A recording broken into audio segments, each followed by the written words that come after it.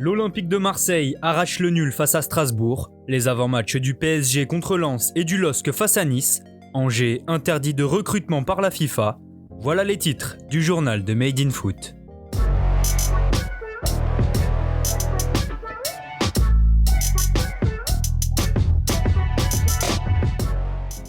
L'OM s'en sort bien. Peu inspirés hier soir, les Phocéens ont obtenu le match nul 1 but partout en fin de partie face à Strasbourg en ouverture de la 35e journée de Ligue 1. Face à des Alsaciens venus avec un bloc bas, les Marseillais tiennent le ballon sans se créer d'occasion. La seule opportunité de la première période intervient au quart d'heure de jeu lorsque Cels s'emploie pour arrêter à bout portant une frappe de Balerdi suite à un corner. Toujours sans idée au retour des vestiaires, les Olympiens concèdent 2 micro-occasions sur des tentatives de Liénard stoppées par Mandanda qui s'incline finalement à 15 minutes du terme sur une tête de Mitrovic à la suite d'un corner. Menés, les hommes de Sampaoli vont comme souvent trouver les ressources pour revenir en toute fin de partie. Lancé dans la profondeur sur la gauche, Luis Enrique adresse un centre au second poteau repris de la tête par Benedetto. L'Argentin arrache un précieux point du match nul qui permet à Marseille de revenir à égalité avec le RC Lens 5e qui affronte aujourd'hui le Paris Saint-Germain 2e. Surprenant et séduisant promu, les 100 et or sont toujours à la lutte pour obtenir une place en Ligue Europa et ne s'en cachent pas comme l'a expliqué Cahuzac en conférence de presse. Présent lui aussi face aux médias, l'entraîneur nordiste Franck Hez a lui tenu à enlever la pression à ses joueurs en rappelant qu'ils n'étaient que des challengers.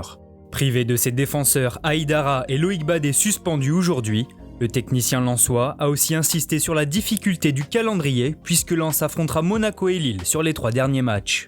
Avant cela, il y a donc le PSG cet après-midi. Battu 1-0 au match aller, les joueurs de la capitale restent également sur une défaite 2-1 face à Manchester City qui pourrait avoir laissé des traces.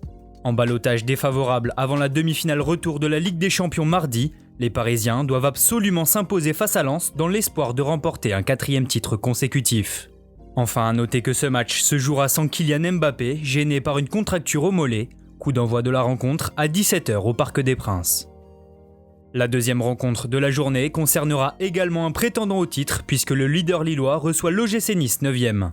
Après leur succès à l'arraché 3-2 face à Lyon le week-end passé, les Dogs veulent enchaîner ce soir à 21h. Christophe Galtier disposera d'un groupe presque au complet puisque seul Weah sera absent. L'entraîneur français pourra toutefois compter sur l'homme en forme, Burak Yılmaz. Côté niçois, les résultats sont bien meilleurs en cette fin de championnat, mais si le maintien est déjà assuré, les Aiglons partent de trop loin pour l'Europe. L'objectif trouvé par le coach Adrian Urcea est donc simple, le gym doit bien finir comme il l'a demandé en conférence de presse. Pour le match du jour, Thuram, Maolida et Gouiri sont absents pour différents pépins physiques. Enfin, on termine ce journal par une surprenante information. Hier après-midi, la FIFA a décidé de sanctionner Angers et le Paris FC d'une amende de 27 000 € et d'une interdiction de recrutement au prochain mercato. Dans son communiqué, la commission de discipline met en cause la violation de règles concernant un transfert relais. Explication. L'été dernier, le Paris FC a recruté Kevin Bemanga au club de 3e division espagnole de Xerès. Après un seul petit match amical de jouer, l'ailier a ensuite été vendu au SCO seulement 6 semaines plus tard quand la FIFA impose un délai de 16 semaines entre 2 transferts. L'instance a également jugé que le transfert du joueur au Paris FC n'avait pas été effectué dans un but sportif mais pour contourner les règles concernant les indemnités de formation. Par le biais d'un communiqué, Angers a déclaré avoir fait appel de cette sanction.